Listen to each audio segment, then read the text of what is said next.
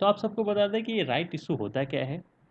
तो जब किसी कंपनी को कारोबार बढ़ाने, संपत्ति खरीदने या कर्ज के लिए पैसों की आवश्यकता होती है, तो उनके पास तीन विकल्प होते हैं, जिनके प्रारंभिक सार्वजनिक प्रस्ताव, जिसको हम बोलते हैं आईपीओ, दूसरा है फॉलो ऑन पब्लिक ऑफर, जिसको बोलते हैं एफपीओ, और तीसरा है जिसके बारे में हम डिस्कस करने वाले हैं, वो है राइट इशू शामिल करना।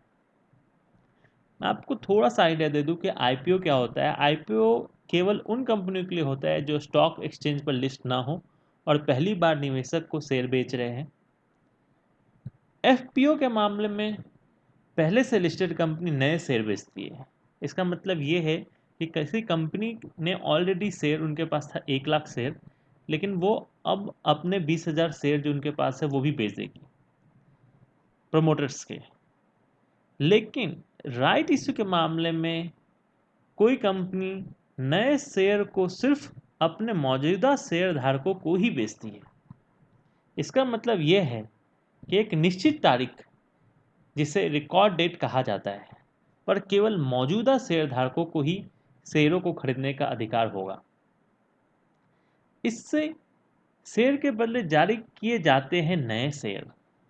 आमतौर पर राइट इश्यू में किसी शेयर धारक को शेयरों की निश्चित संख्या के अनुपात में ही नए शेयर बेचे जाते हैं।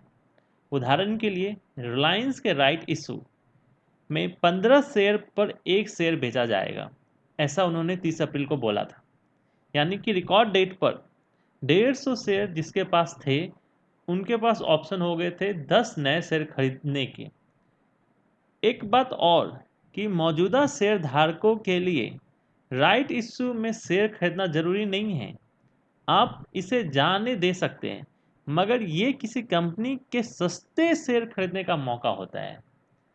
यहाँ एक बात बहुत साफ है कि किसी कंपनी के राइट इशू में सिर्फ वही निवेशक पैसा लगा सकते हैं जो पहले से शेयर बाजार में ट्रेडिंग करते हैं और उनके पास वो शेयर उस कंपनी का है। अब बात करते हैं कि कैसे होता है मुनाफा।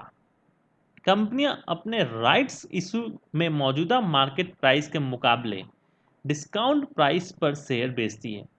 उदाहरण के लिए रिलायंस ने अपने राइट इशू में शेयर का भाव रखा था 1257 रुपये, जबकि उसी दिन 30 अप्रैल को कंपनी के राइट इशू का ऐलान किया था।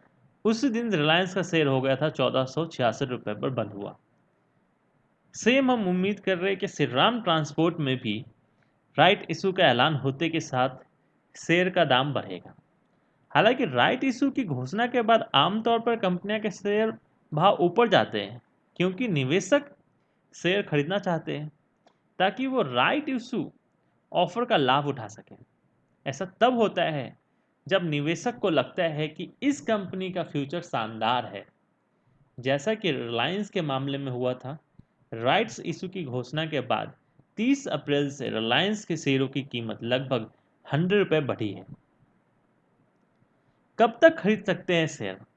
अगर कोई कंपनी राइट इशू का ऐलान करे और आपके पास उस कंपनी के शेयर न हो, तो आप कंपनी की तरफ से घोषित किए गए रिकॉर्ड डेट से पहले उन कंपनियों के शेयर खरीद कर राइट इशू में हिस्सा ले सकते हैं। जैसा कि अगर आपके पास रिलायंस के शेयर या फिर श्रीराम के शेयर नहीं थे, तो आपको पास अभी भी 1-2 दिन थे बाई करने के लिए, क्योंकि कंपनी जैसे ही वो घोषित कर देती है उस रिकॉर्ड डेट पर राइट इशू में जिन योग्य शेयर धारकों को शेयर बेचे जाएंगे उनकी पहचान निर्धारण किया जाता है।